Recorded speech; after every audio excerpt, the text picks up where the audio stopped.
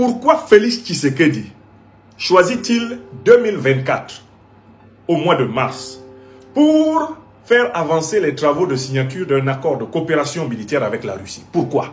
Et là, nous allons voir le double jeu de Tshisekedi, son manque de sérieux.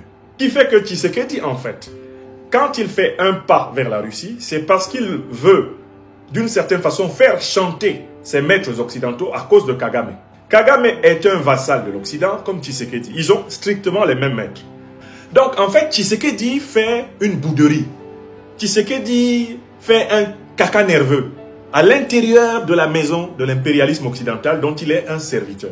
Il essaye de titiller ses maîtres en sachant très bien qu'il est impossible matériellement d'organiser une coopération militaire avec la Russie pendant même qu'on est protégé par des mercenaires français, pendant même qu'on est protégé par les forces de l'Union européenne, pendant même qu'on a des conseillers militaires américains, britanniques, israéliens à tous les niveaux de son armée.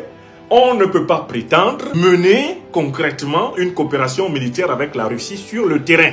Donc, l'annonce de ce projet de coopération militaire entre la République démocratique du Congo et la Russie permet à Tshisekedi de faire chanter un peu ses maîtres en leur disant de réduire un peu plus la part de Kagame dans le deal d'Afrique de l'Est. Est-ce que vous comprenez?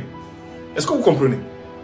Il s'agit d'une saute d'humeur du vassal, du néocolonialisme français, de l'impérialisme occidental, qu'est-ce Tshisekedi envers ses maîtres, pour leur dire de réduire un peu la part qui est donnée à l'autre vassal, Kagame. Vous comprenez? Tshisekedi croit pouvoir ainsi tromper la vigilance du peuple congolais en donnant l'impression d'engager l'action proprement révolutionnaire. Et de l'autre côté, il veut obtenir de ses maîtres occidentaux qu'ils réduisent un peu l'impact de Kagame, les avantages de Kagame. Bref, Tshisekedi souhaite une paix légèrement troublée, alors que Kagame, lui, il est pour une paix fortement troublée.